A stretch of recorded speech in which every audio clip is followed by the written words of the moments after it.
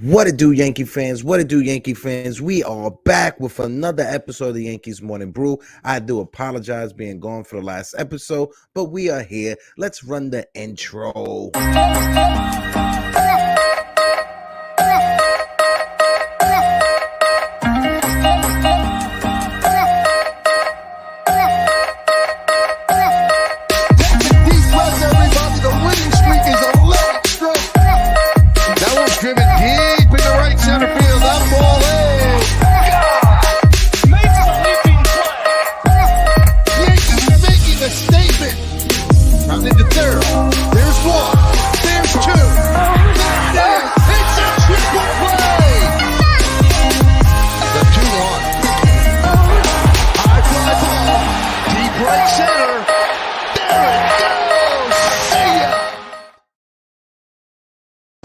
Good morning, Yankees universe.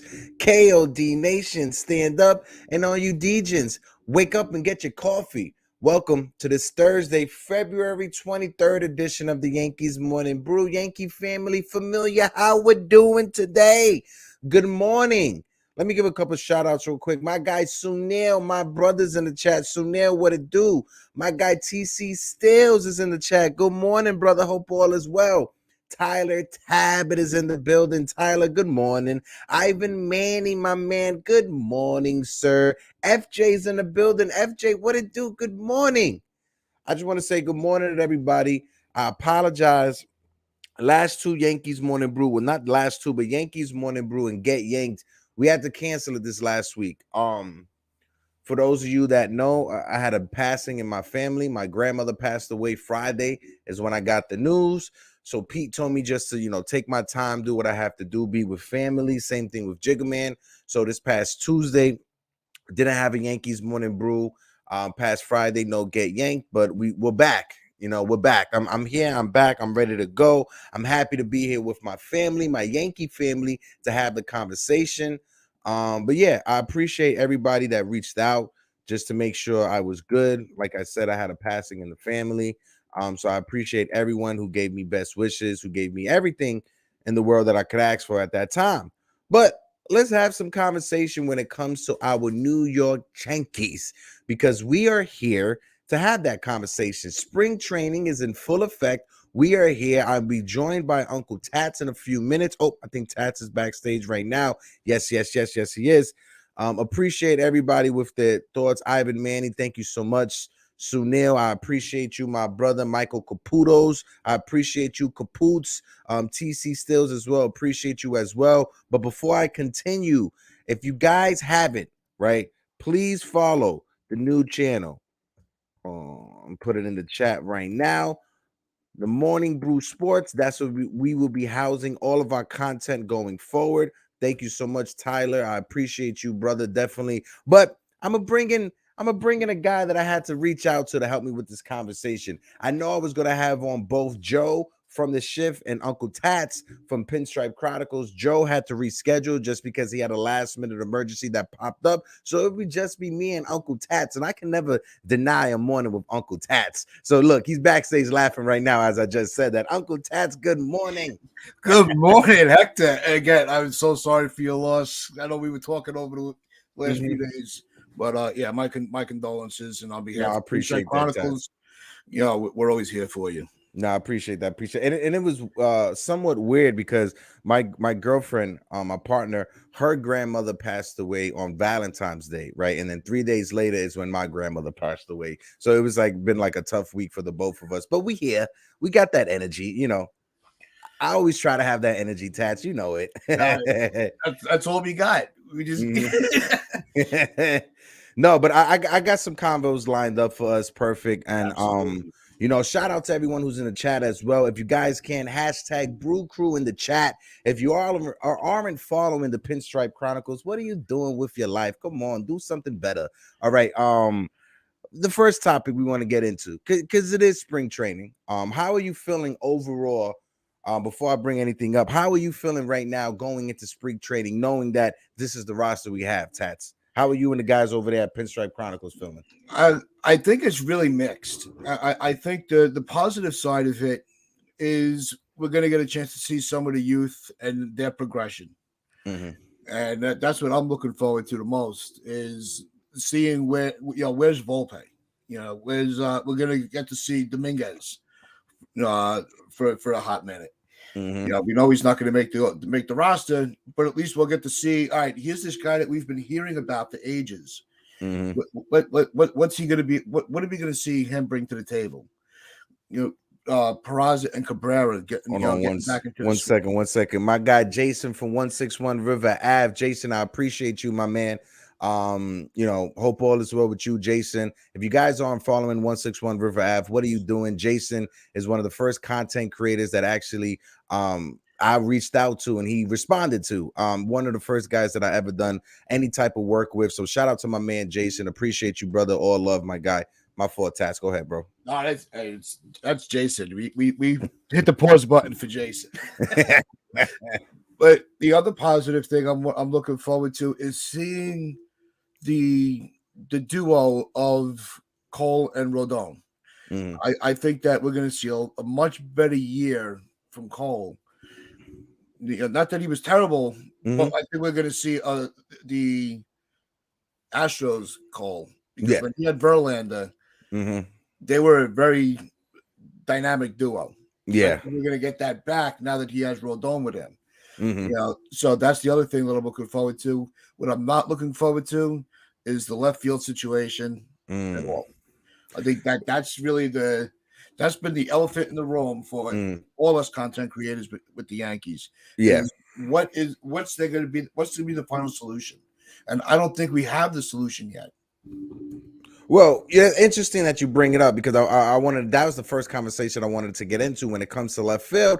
And there's been some rumblings about the Yankees possibly having a internal solution for that. So I'm gonna bring up the first panel that I put together first to have the conversation about Aaron Judge taking reps at first base and in left field. So when it comes to the rumors, when it comes to the TBs, the tea leaves that's been going hot over the past 24 hours, it's the possibility of Aaron Judge playing left field. And I think Tats, you, myself, and Jason as well from 161 River Ave, when we did a round table, we were discussing the possibility, and I brought it up. Listen, if they're willing to play Aaron Judge in center field, right, and they want Giancarlo Stanton to play the outfield, what's the hesitation for putting Judge in left field and letting Giancarlo play right field? If Aaron Judge can handle center field in Yankee Stadium, left field in Yankee Stadium is just like center field. Why sacrifice what you're going to get from Harrison Bader and put him in left field when you could put Judge in left field and have Harrison Bader make up for the both? What's your thoughts on that?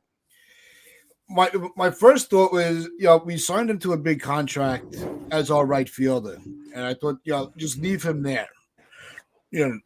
Because he would have easily won a Gold Glove in right field, but he played too many games in center field.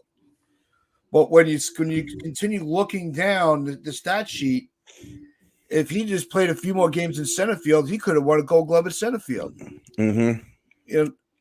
What I don't like is it's almost like a guessing game with the Yankees.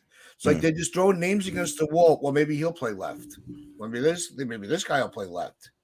It's the undecisiveness of where they want to position these guys that makes me nervous going into the spring and what their long-term goal is. Taking reps in a different position, I'm all for it. He wants to take a couple of reps in left field, at first base, go for it. Mariano always liked to shag fly balls. He wasn't an outfielder. It was not like he always wanted to play the game in the outfield, but I don't think there's that big of a deal. It's more the undecisiveness from the organization that has me really skeptical about what they're going to do. Yeah, same thing. And like Jason just pointed out, if we could get Stanton in the outfield once a week and a consistent day off once a week, I think it's the right mix for him. And when you look at our team right now, when you look at our roster, the best lineup that we could throw out there is having Stanton in the outfield and DH and DJ LeMahieu, or DH and Glaber, or DH and Josh Donaldson, as long as we can have all of them in the lineup, right? That's possibly the best lineup that we could throw out there. But realistically, that lineup with having Giancarlo Stanton in the outfield, it puts more risk out there because of the injury situation or the injuries that could pop up when it comes to Giancarlo Stanton. Now, since the Yankees traded for Giancarlo Stanton, right, 2018, Giancarlo Stanton has only played 80 games for the Yankees in the outfield, right? That's unbelievable, right? And thinking that this guy came from the National League where he played every day, there was no DH. Him coming over to the American League, automatically he only played 80 games in the outfield over the past 3 seasons. Last year, I think last year was the most games he played in the outfield. I think it was 30 games or something like that, if I'm not mistaken. And he actually performed very, very well. It wasn't until that situation in Baltimore when he dived for a ball and he bruised his knee, that's when things started to bark for Giancarlo Stanton down the stretch. But if we could rotate these guys, if we could keep them healthy, if we could have, say, Josh Donaldson played 4 to 5 games out the week, DJ LeMahieu fill in for him as well. Gleyber Torres 4 to 5 games out the week. Anthony Rizzo 4 to 5 games out the week. You got bench guys like DJ LeMahieu and Cabrera who could fill in those spots, right? I think the big key for this team going forward will be health. And it's going to be up to Aaron Boone. I know a lot of people love beating up on Aaron Boone, but Aaron Boone is going to show if he grew up playing checkers or if he grew up playing chess. He needs to be a master of the boards. He needs to be like, if you ever played D&D, he needs to be the dungeon master of the board, right? He needs to control the campaign and just lay everything out for everyone, right? That's what we need from Aaron Boone, especially for this season. Yeah, the issue with Stanton, and that's what we were talking about Stanton a little bit on our show earlier, is he's the one that wanted to play. Yeah, the Yankees made the decision that all of a sudden he was not an outfielder. And it's like when he's playing the outfield, we saw what his production at the plate is. He's more focused at the plate when he's involved in the game, not just sitting waiting his turn. So I think if they're able to utilize him more in the outfield this year, I think that's going to be a huge benefit to his offensive production, not just defense, because he is a good outfielder. Right? He didn't win the MVP just for nothing. Right? They don't just give out the it's very rare that it'll be a one-sided MVP award where it's only for their offense or their defense. It's got to be a combination of it. Yeah. And I'm with you. I think that they really need to utilize him once or twice a week in an outfield spot. If you're gonna put him in the field, right, have it be in stadiums where either left field or right field is not that much of a challenge, right? If you're gonna have Giancarlo Stanton in the outfield, have him in left field when we're in Fenway, because that wall comes in. You could rotate the center field. You could rotate Harrison Bader and Aaron Judge in the outfield. That way, they can make up for what Giancarlo Stanton can't get to. If it's going to be Yankee Stadium, have him in right field. Move Judge over to left field. If we're in Baltimore, right, have him play right field instead of left field, because now Baltimore has that big outfield because they moved the wall back, right? So have him, have it be in situations where he could thrive. Before we continue, if we can, I see we got 20 people in the building. If you guys can, the 20 people that are in the building, I got 11 people watching right now on the Morning Brew Sports. The other 9 are watching over on the Nights of Dejan. If you didn't know, we got a new channel that we just launched. It's called the Morning Brew Sports. I put the link in the chat. If you guys can subscribe to the new channel, hit the like button as well. And also hit the like button for this video for myself and the gorgeous Uncle Tats right now, because we on fire this morning, Tats. Hold on. Because we brought up Stanton, right? And I want to get into Stanton because Stanton had a good quote over the past couple of days when asked. Giancarlo Stanton yearning for that World Series title with the Yankees. When asked about it by the reporters with the Daily News, he said, we need to get it done. 100% we need to get it done with the Yankees and getting that championship, right? Because if not, Michael Caputo is going to lose his mind if the Yankees don't get another championship, right? It's been 13 years. It's been too long. But no, with Giancarlo Stanton, we all know the story of Giancarlo Stanton coming from Miami, friends with that young kid that passed away with Miami, the pitcher, Fernandez, who was a big Yankee fan. And Giancarlo Stanton You've heard Giancarlo Stanton numerous of times that he wants to win a championship for the Yankees, not only for the fans, but for his friend who passed away, who was a big Yankee fan. What's your take on this, Tats? No, I think Stanton's one of those rare New York athletes that always seems to say the right thing. And he doesn't come across as he's not scripting it to appease the media. He's not scripting it to appease the fan base. I think he's just genuine. He's driven to be a success, and he doesn't sugarcoat it. He takes the blame when he needs to. He doesn't shy away. We just saw it. We just had Aaron Hicks and Boone and Cashman saying it's all our fault. That there's so much negativity around the organization. When Stanton was struggling when he got here, what did he say? Well, I deserve to be booed. I should be playing better. He's accountable, and he doesn't bullshit us. And this is the guy that everybody likes to hate on, and I just think it's not fair. It's really not. He's done everything right. He's stood by and he's backed up everything that he's wanted to do. If his goal this year is to just keep pushing to get that World Series title, I believe that this is a year that we're going to see the Stanton that we saw in Miami that year. Yeah, 100%, man. When it comes to Giancarlo Stanton and his tenure here with the Yankees, it's, if you were to ask some Yankee fans, it's a 50-50 mix, right? But like you said, he has handled the media as professional as you can handle it, right? If you had to make a training video for free agents or for other people coming into the Yankee organization for the first time, you would make a training video on how Giancarlo Stanton handles himself, right? And that's 100% fact. The way that he handles the media, the way that he handles the fans, the way that he makes himself available to the media, because there's a lot of guys that play in New York City that they don't make themselves available to the media. They like to stay away from some interviews. They like to stay away from some conversations, but that's not Big G, right? He's there after every game to talk to the media. He's there after every time he goes 0 for 4 with 4 strikeouts. He's there to talk to the media and to respond to the fans. And when he says that, listen, I deserve to be booed, rightfully so. And when you look at it, his numbers in the postseason, not for nothing, since he's been here with the Yankees, he's been the most productive hitter we had in the postseason. Every postseason. Yeah, and he can't do it himself, and unfortunately, because he's on the team, he's not going to sit there and be like, "Well, I did my job." No, he's going to look. We didn't get it done. He's not. He doesn't bolster his chest, and I think that's one of the accolades about him that I really enjoy is that it's about the team. That's it. Not about him. He wants to win, but he wants, like you said, he wants the team to win. He wants to win it for, his friend Fernandez. Which, think about it. If we had, if that unfortunate situation never happened, what the roster would have looked like at that time.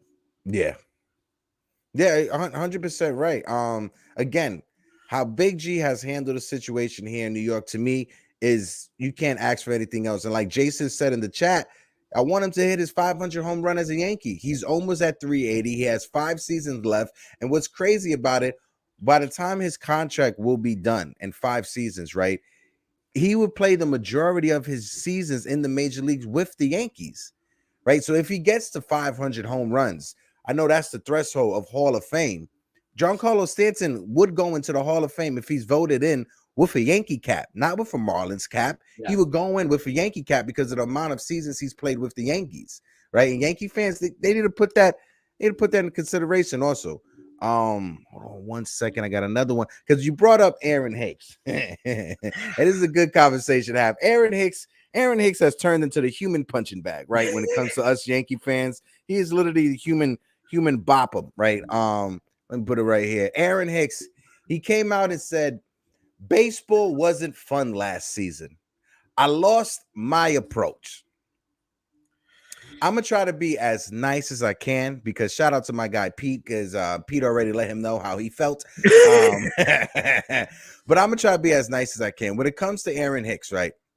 Aaron Hicks, I understand you're a human being at the end of the day, right?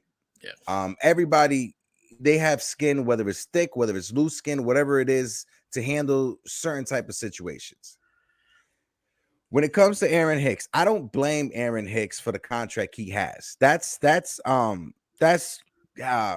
Cashman. Cashman is at fault for that contract he has. But Aaron Hicks, the only thing that you are at fault of is not having heart.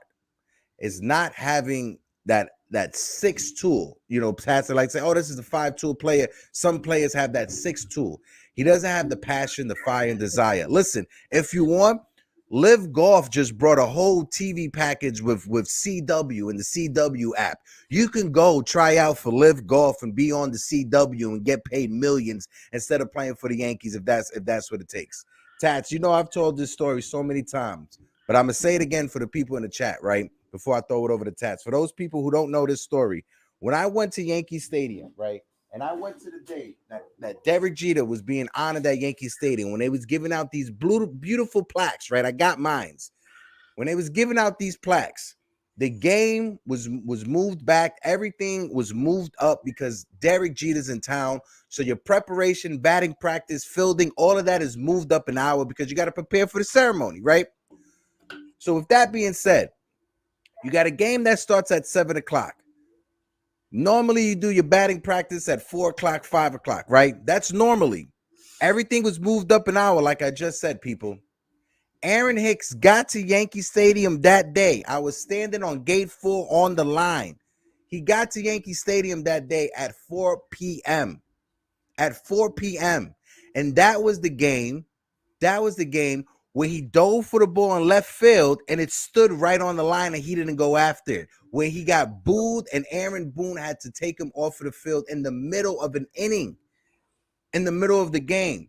He showed up to that game at 4 p.m., knowing that it's a Derek Jeter ceremonial day, knowing that all your batting practice, fielding, everything is going to be moved up an hour. The man literally showed up at 4 p.m., hopping out of his Uber, and fans were literally pointing at him like, what are you doing? Screaming at him, why are you outside of the stadium at this time? Aaron Hicks, my man, I'm sorry, bro, but you just need to retire. Yeah. He's got to go. It really is. You know, we're getting ready on the Pitchside Chronicles to go into our 4th baseball season as a show. And we're still talking about how bad Hicks is. I feel so sorry for you guys.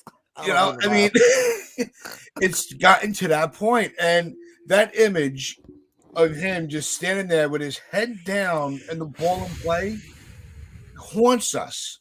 It haunts every fan. Because it's not only, look, you miss a ball, yeah, you're not going to catch 100%. Mm-hmm. You're going to have balls that get over your head. You're going to have, a misdirection. Right? It happens. It's a human game.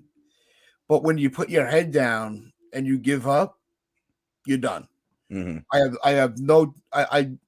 I always like to say, you're always rooting for the uniform. Players are also human beings. You don't know what people are going through in their life. But when you give up on a field in that uniform, then you don't deserve to play baseball anymore.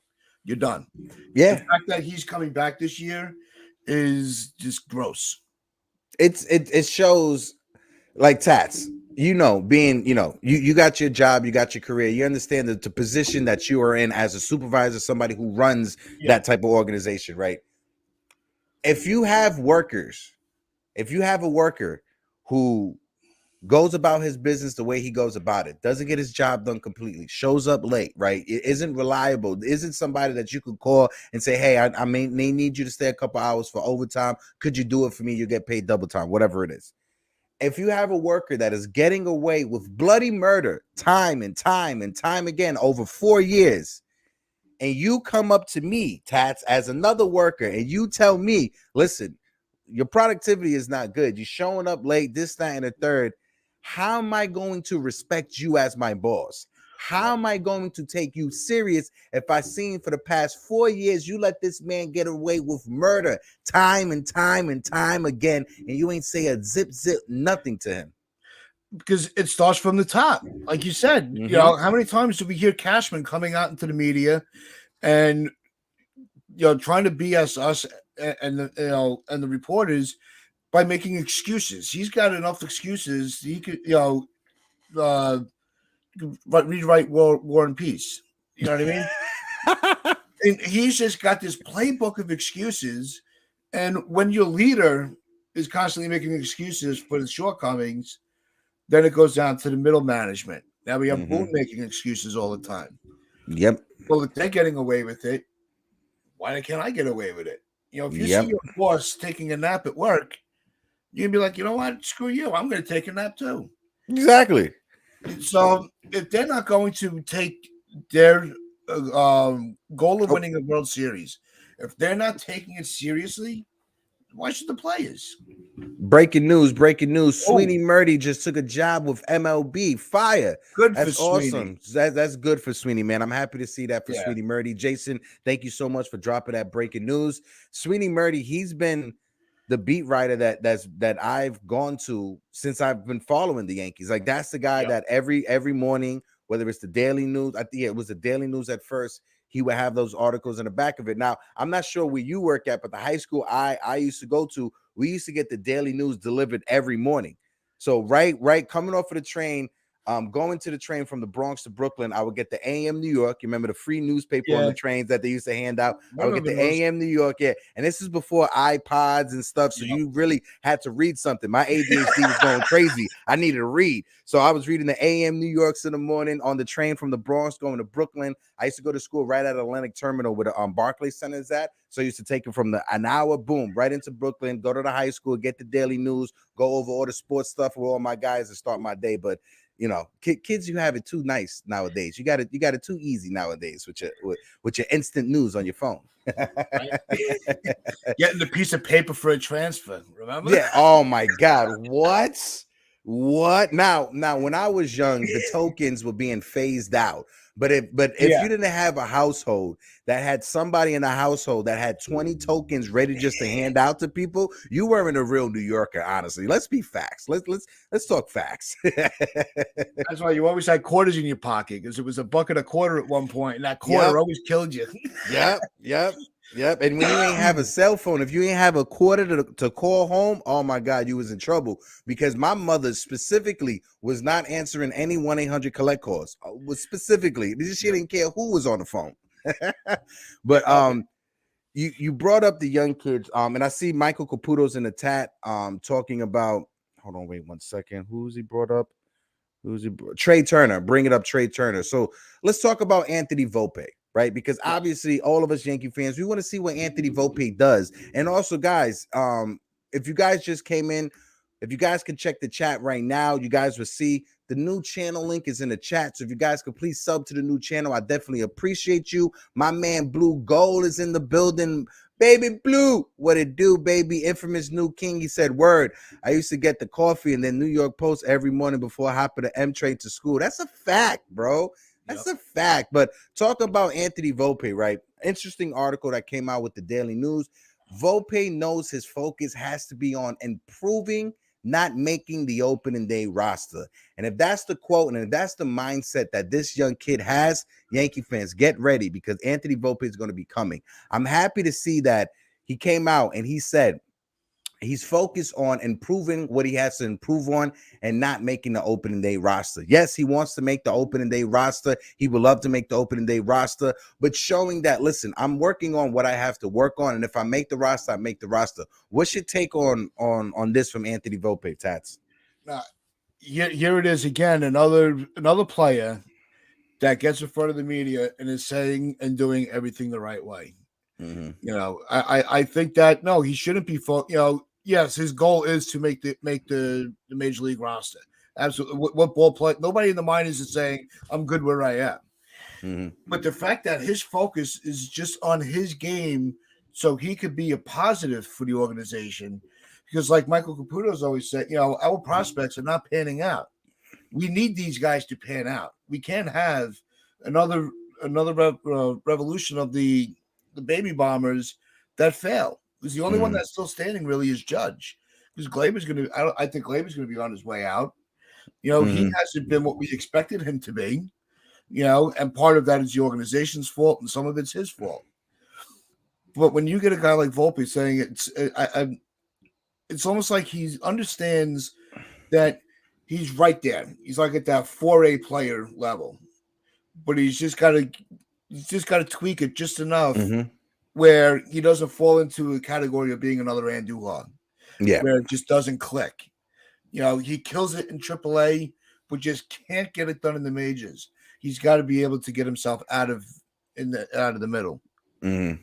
Yeah, and when it comes to Caputo saying that the Yankees prospects never pan out, we literally developed one of the best players, if not the second best player in all of baseball, Aaron Judge, right? So besides Aaron Judge, Yankee prospects they don't pan out. Besides Luis Severino, who's probably the third starter on our team and will be a number 2 starter in almost any other pitching rotation in baseball, right? So I get it. Not every prospect is going to pan out. Right. But what is unique about the prospects that the Yankees have right now, Tats, and we've said this multiple times, again, we've had this conversation. There's never been a time, even back when Judge was coming up with the baby bombers, we've never had a prospect pool this thick. We've never had a prospect pool with this much talent. We probably had prospect pools that probably had, all right, we had 10 prospects. 2 of those 10 prospects may be able to be major league players, and be consistent at the major league level. In that top 10 prospect pool, we can literally point to 5 guys and say he can be special. When you look at Volpe, when you look at Dominguez, when you look at Austin Wells, when you look at Spencer Jones, and when you look at Everson Perez, like we literally legit have 5 prospects in our system that we can point to those 5 guys and say, listen, if they can get clicking, they can be special in the major leagues. And I didn't even mention Peraza as well, as TC Spills just put in the chat right now. So Peraza, Volpe, Dominguez, Wells, and Jones, we've never had a prospect pool that had that much talent like I just named with those prospects. Never.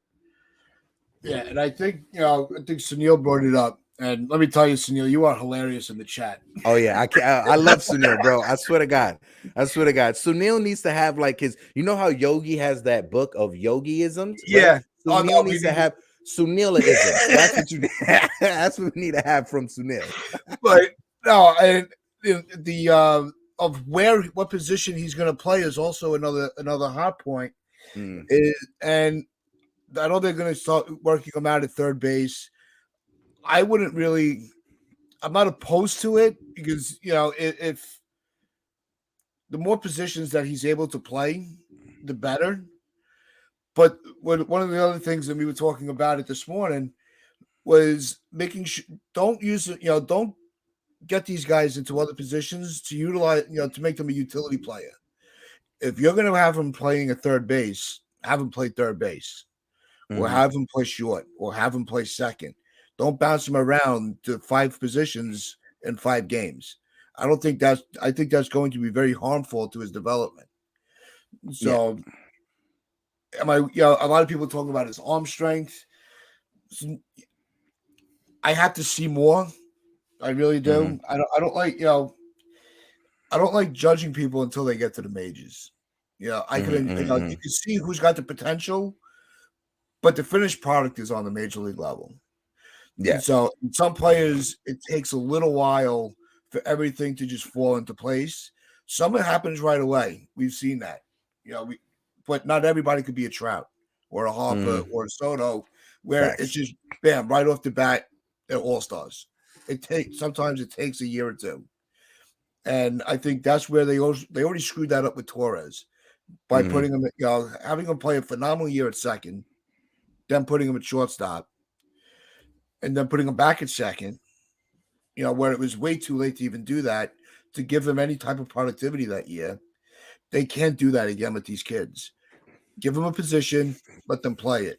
You need them to fill in at short for a game because you want to give Peraza a day off. Fine, no problem with that. But this merry-go-round of positions, it's going too far. Yeah. When it comes to the whole Volpe situation, this is my reservations about it, right? Volpe in the minors, he's a phenomenal fielder, right? His arm strength, people want to talk about his arm strength copy. I understand that. My argument as to why I think Volpe will wind up at second base is because every other scout outside of the Yankees organization, they have said that Oswald Peraza is the better fielder, is the best fielder that we have in our organization, right? So I can't see a scenario right? Oh, Tats, I can't buy into a scenario if me and you were managing the Yankees and the Yankees front office comes up and tells us, listen, we want Volpe at shortstop and Peraza at second base, even though the metrics show that Peraza is a better fielder at shortstop than Volpe is at shortstop. Yeah. Why would I want to move Peraza out of a position if he is the best one in that position? Right? Like that is where I have my reservations, because I'm like, why would I want to move? If Peraza is the better fielder, if every metric is pointing that Peraza has the better arm, has the better glove, has the better range at shortstop, why am I going to move him out of position just to have Volpe, this kid that grew up a Yankee fan, right? Came from the area, from New Jersey and stuff like that, quote unquote, has the Yankee aura surrounding him. Is that more important to me than winning games, or is that more important to me than the kid that can actually play the position better than Volpe? Yeah, and we saw what Peraza was able to do in a very short sample. You know, he came in, you know, they put him in a position, and they put him on the field in the postseason, and in a spotlight, the first ball that gets hit goes right to him. It's like, you know, when you're the new kid, it's always going to find you. And he played it perfectly. No hesitation, you know, no doubting himself. He was very composed. You know, he was able to field the play and get the out, and just put his head right back down, ready for the next at bat. Why would you want to screw with that?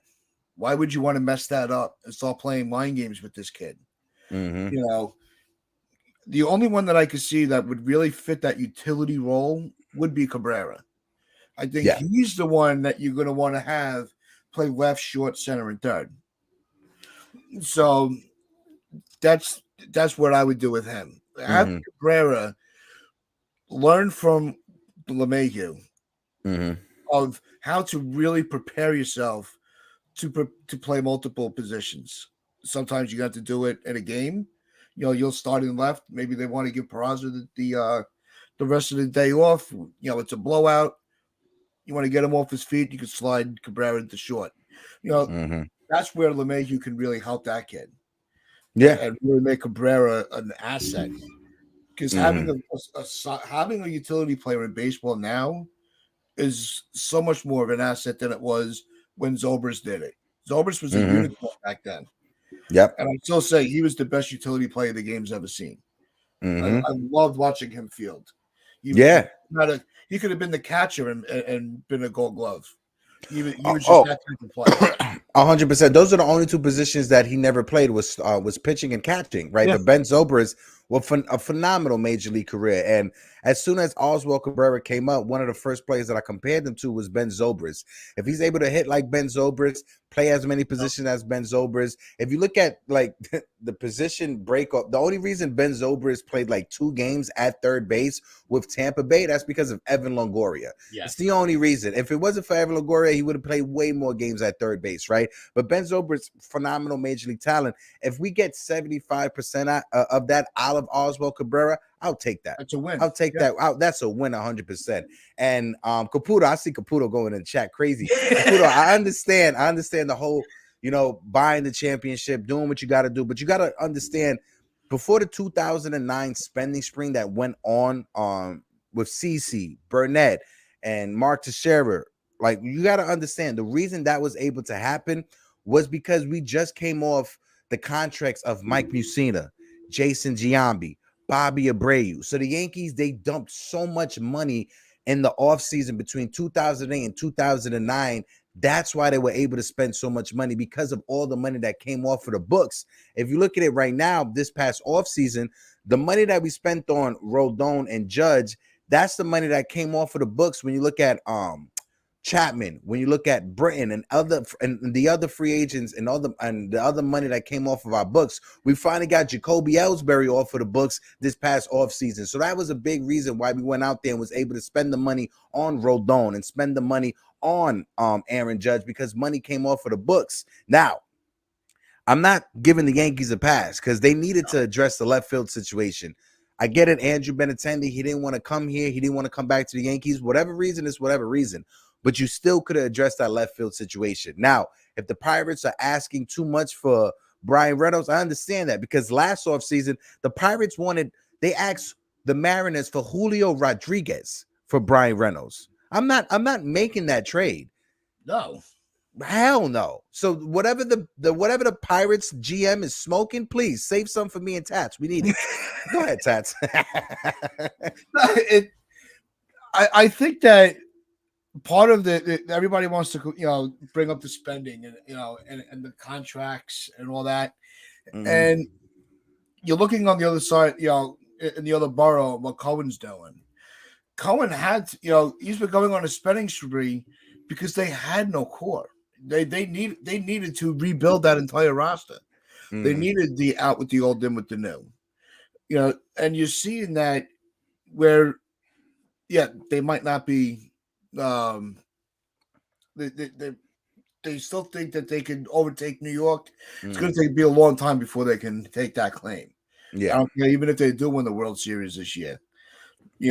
And one thing that I'll try not to do is that saying, count the rings. We're in too long of a drought for us to use that phrase right now. Yeah, I think that needs to be retired until we win. Yeah, and we can go back to count the rings, because half of the young fans that are watching now weren't even around for the dynasty years. Yeah, our friend Halal wasn't even born in 2009 when the last time we won a championship.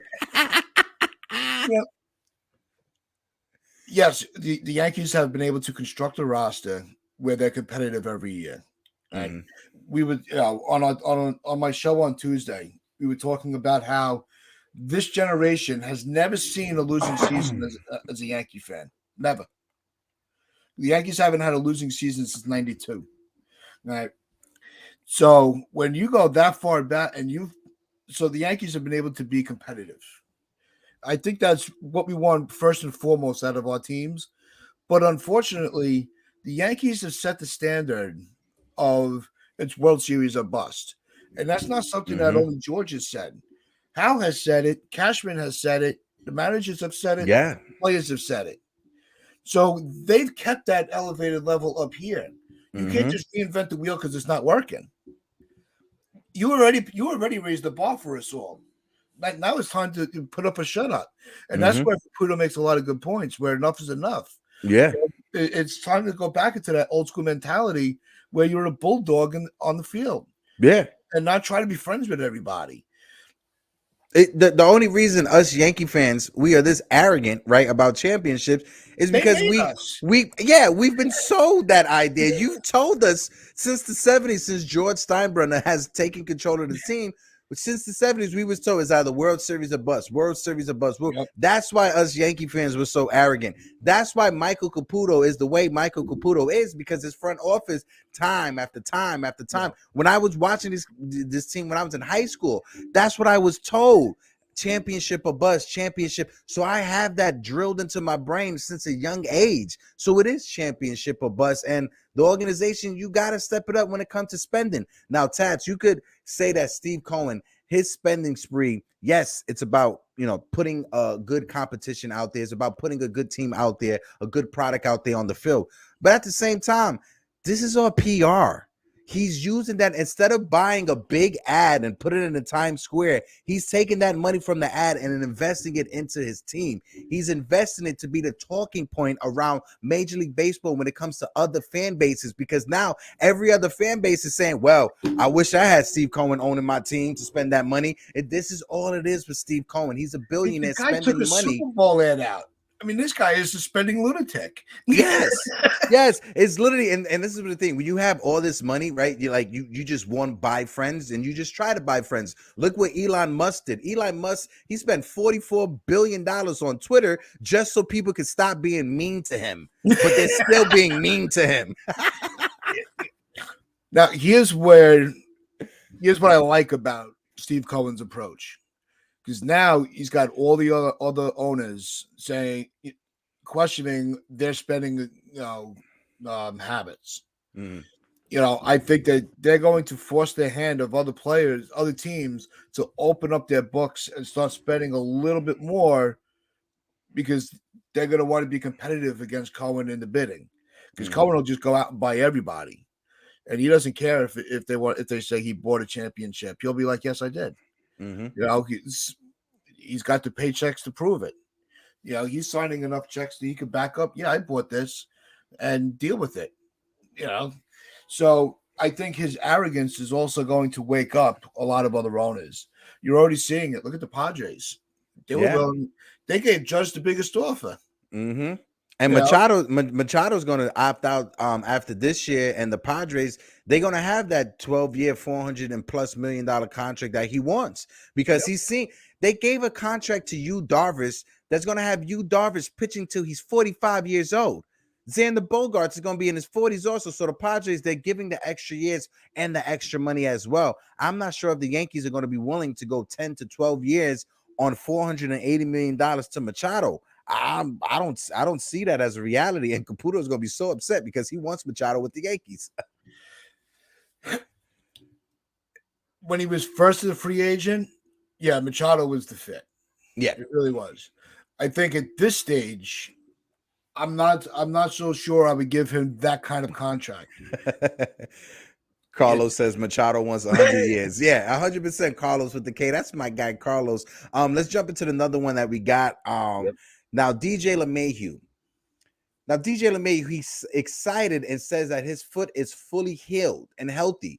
As a Yankee fan, seeing DJ LeMahieu saying that he's healthy going into spring training, I'm super excited about it, because as great as a player as Aaron Judge is, right, 62 home runs and all, if DJ LeMahieu is not healthy, that lineup is just going to be an Aaron Judge home run machine.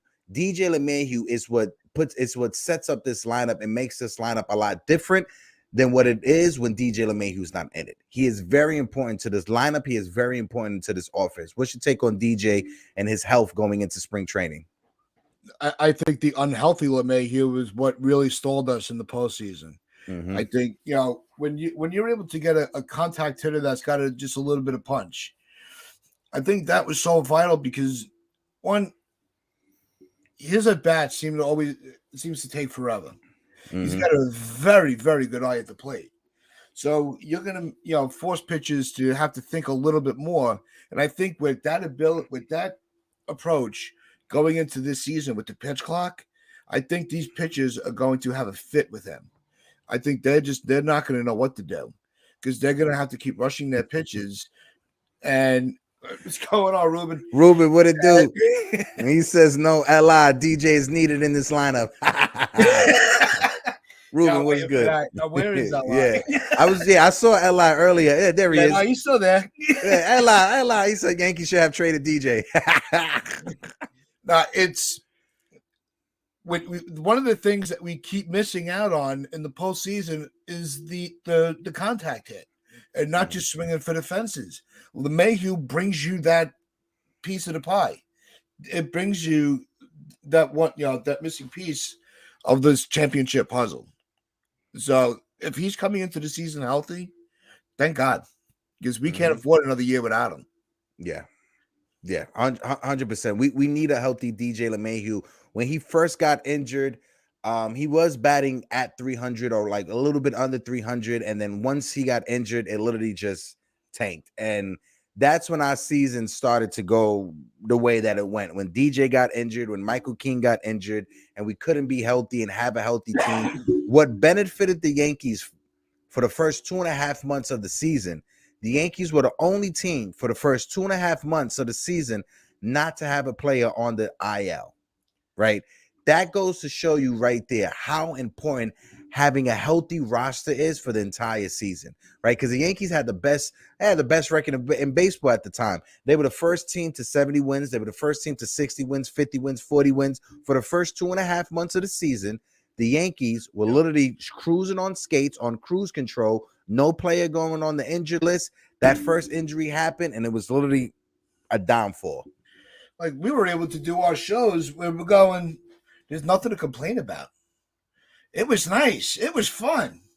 We were actually complimenting Boone in the beginning of the season, the way he was utilizing the hit and run, the aggressiveness on the bases, and then once that first injury happened, everything just snowballed, and it was just a disaster.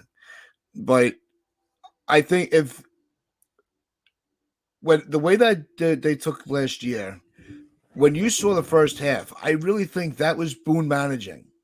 I really do believe that. Mm-hmm. I think the second half was Cashman wanted to be able to take the credit and took his toy back, Mm-hmm. and he broke it. Yeah. Like, you can't play with it; it's mine. And that's when everything went off the rails. And at one point, that division lead got very small going into against Tampa. I think that was around the time that you and I met, and we had really, we were wondering, is this the end? Is this great season just going right down the toilet? It was that close. Yeah, and you look at situations like that, and it wasn't because it was like we had 9 games left of the season against Tampa Bay. Yep. How are we going to go down the stretch or whatever? So yeah, that was a very important time. But guys, I just want to switch it up just for a little bit, because it's a topic it's been going on my Twitter feed and my news feed and stuff like that. It's baseball. It's not related to baseball, but it's something that can affect myself, can affect Tats, can affect other content creators on YouTube. There's a Supreme Court case that's going to be heard within the next couple of weeks about social media platforms, internet platforms like YouTube, Twitter, and Twitch and stuff like that. When it comes to liability, right? What's going to happen is if YouTube loses their liability clause, which means that it was something that was put into place in the 90s to help boost the growth of the internet. What it means is that YouTube can put out content without fear of being sued by a third party, right? That's the whole thing. It's a third party lawsuit that's going on right now. The Supreme Court is hearing. If this is overturned, the way that we use YouTube now, it's going to be drastically different, and that's what people have to understand, right? If this case goes through, then YouTube they don't have any right, or they don't have any need to post Uncle Tats in the Pinstripe Chronicles. They have no need to post me and the Yankees Morning Brew over here at KOD Media or over on the Morning Brew Sports. You guys have to understand that if this flips, if this goes into the favor as people wanted to go into, and people can sue YouTube for liability, then YouTube, why would they put my content up on YouTube if the Yankees can sue YouTube for what I say about the Yankees? Same thing for Tats, same thing for Pete and NYY News TV, same thing for Jason and 161 River Ave, same thing for every content creator. So guys, just please pay attention to what's going on with the Supreme Court hearing, because if it changes and YouTube loses that protection that they have, I'm not sure if I will be able to make content anymore, right? Because what will happen is that the algorithm won't push any of our content. So in order for people to find us, you literally will have to type in our names, the Yankees Morning Brew, and literally look for our video. Yeah. They would not have any algorithm. There will be no algorithm to push content towards people, right? So just be aware of that. I know, I don't like to get into the whole political thing and stuff like that, talk about politics, but this is something that can affect how we put content out. And as somebody who is a content creator myself, I don't want this affecting my livelihood going forward, right? So guys, just please, hopefully it doesn't change. I just wanted to throw that out there just so people can know about it. Go ahead, Tats. Oh, that's big.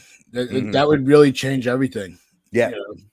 Yeah, it will remove the whole algorithm aspect from YouTube, from everything, and that's what pushes our content towards people is the algorithm, right? It's the same thing with Twitter and stuff like that. So I appreciate everybody. Caputo, I was gonna do the open panel. Caputo, do not get mad at me. But I have to leave at 12 o'clock just because I got a text message. Caputo, I apologize. This Tuesday, the next episode of the Yankees Morning Brew Tuesday will be an open panel episode. So I will have it for this Tuesday. Anthony Medina's in the building. Salute. Hold on, Anthony. My man Sunil said, regardless of what happens with that, Hector, we love you, Tats and Jiggerman Porto. I appreciate you. And Carlos, I definitely owe you an open panel because there was technical issues last time you was trying to jump on. So Carlos, please. He said we needed baseball channels and we need baseball channels and Rumble. The thing is about Rumble is the monetization with Rumble. You don't get that much when it comes to monetization. So you can monetize your stuff with Rumble, but you don't get that much. So YouTube, you get the most when it comes to ad revenue and monetization from YouTube. It gives you more than Twitch. It gives you more than any other platform, and that's YouTube. But yeah, I appreciate everyone. Tats, I appreciate you for jumping on with me, Tats. You know I love you, Unc. You know, I appreciate these conversations. I appreciate you reaching out for me too within these past couple of days because of what I was going through, Tats. You know, that meant a lot to me, honestly, for me and my family. So I definitely appreciate you, Tats. Absolutely. I'm glad I'm always here. You know, and I told you, you know, when I lost my grandmother, you were there. You know, so this is what family does. We pick each other up. Yeah, definitely. First spring training game is this Saturday. I already know we talked about Volpe and the other prospects and stuff, but what's your take? Caputo, yeah, I'm sorry about that, Caputo. I just got a text message that I gotta handle something right after 12 o'clock. My apologize. Yeah, Caputo, we were gonna do the open panel, but I'll move it to Tuesday. My apologies. But what's your thoughts about Clark Schmidt and this cutter that people are saying he is developing? I think he's good. I think he wants that fifth spot so bad. I think he'll throw it backwards if he had to. You know, he's going to do whatever he can to improve his arsenal, to give him more weapons to really make himself a tangible part of the rotation. So I'm really looking forward to seeing how this develops. Because you always want to have that fourth or fifth pitch in your back pocket. You know, especially if you're going to have an at bat that's going, you know, you don't want to go 10, 12 pitches in at bat. You want to have something that you could throw in there that the hitter hasn't seen or isn't expecting. And I think a cutter is a good pitch for him. Do you think a breakout season is in the stars for Clark Schmidt? I'm not saying a Michael King type of breakout season, but a solid season of having an ERA, whether it's in the rotation or in the bullpen, an ERA that's consistently around 3, not below and not above. Here's how I'll put it. And I this is how I felt with the rotation last year, and I think it's going to carry over to this year. In the beginning of the year, we didn't feel like we had a fourth or fifth pitcher for the rotation. They were all pitching at top level. I think that's going to carry over, and I think with Schmidt, you're not going to be like, all right, he's just our fifth starter. No, he's going to be a very important piece to the success. Hold on. My man Ruben said Hector and Tass. I think Stanton needs to play the outfield 3 to 4 times. Yep. Yeah, we was talking about that, Ruben. And yeah, I definitely think when you look at our roster, Ruben, and how it's constructed, the best lineup that you could put out there is a lineup that has Stanton in it in the outfield and DH and either DJ, DH and Glaber, or DH and Josh Donaldson. That's our best lineup. You can't say having Cabrera in left field and in our lineup is a better lineup than having Stanton in right field or left field and having DJ or having one of those guys be in the DH, because that would be our best lineup. Also, too, with the whole Rumble situation that Ruben brought up, if the whole thing is taken away with the protection, Rumble could get sued also. Like, so, and that's the thing also, if that protection is taken away from internet platforms, from social media platforms, lawsuits would just happen left and right. Right. If I say Tats, you know, you got a third shoulder, Tats can sue me for saying that on YouTube if he wanted to, if it was to go that way. But guys, appreciate everybody. Oh, God damn it. And yes, Ben Rohrback is injured again, bro. No, you know what? I actually, my thoughts go out to, from what I hear, and my apologies for not looking into it further. But from what I heard is there was an aneurysm that they found that they caught really early. So, luckily they caught it in time where it's not a serious threat, but it does put him back on the sidelines. So, yeah, he is a figment of our imagination. But in this particular case, I really hope he gets. I hope it doesn't turn into something a lot worse. You know, all jokes aside, I know my reaction was my reaction, but I didn't read the article. It just said, you know, surgery or whatever. I should have read into it to get the information. But if that's the case, then God bless him. You know, we just wish health. We don't want anyone to pass. Nothing. We just wish health and happiness for everyone. But that trade, what's a worse trade? That trade for Donaldson, IKF, and Ben Rohrback, or the trade for Frankie Montas? Which is a worse trade? Twins trade. Hands down, right? Yeah, because that's 3 players against 1 that's being, that we're not getting any use out of. Mm-hmm.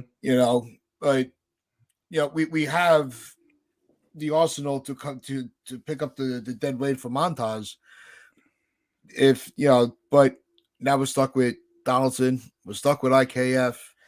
And if the only victory out of it was to move on from Sanchez, you could have done that with a lot less damage. Yeah, and also too, it's like is that you don't see Frankie Montas, right? So it sometimes you could forget that trade happened.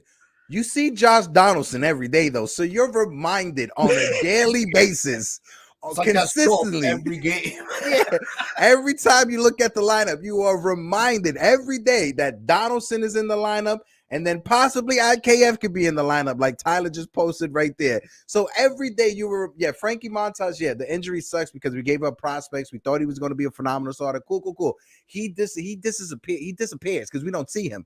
We see Josh Donaldson and IKF every day. So it's just a reminder that trade happened. But if I had to choose, I would say the Montas trade, just because of the prospects we gave up, and we could have used those prospects this offseason to get Brian Reynolds from the Pittsburgh Pirates.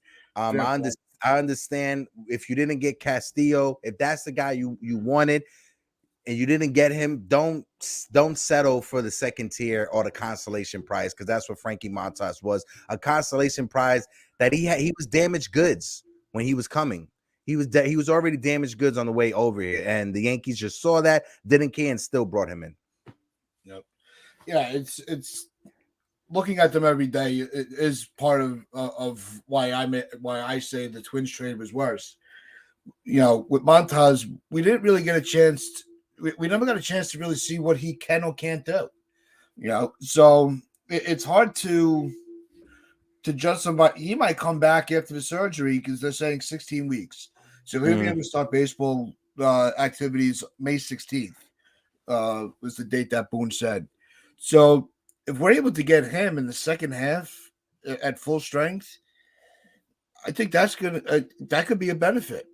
So I don't think that we could judge the Montas trade yet because we don't know what's going to happen in the second half for him. We already have low expectations after seeing last year with Donaldson and IKF. Mm-hmm. So that's why I think that's why I say the Twins trade was worse. Yeah. No, I get it. Fair point. But again, love you, Uncle Tats. Appreciate you. Appreciate everyone in the chat. My man Ruben, Tyler Tabbitt, Michael Caputos, Anthony Medina as well. My guy Jonathan, TC Stills, Li Yankee King, Carlos with a K, Sunil. Sunil is a funny guy. I swear to God, Sunil, he's that guy that you'll get in trouble with if you go out to the bar with. That's who Sunil is, right? Shout out to my man Rod Thompson as well. Rod Thompson was in the chat. We appreciate everyone for tuning in. Make sure you guys tune into this Tuesday Yanks Morning Brew. It will be an open panel edition as well. Get Yank will be coming back this Friday with another episode with myself and Jiggle Man Porto.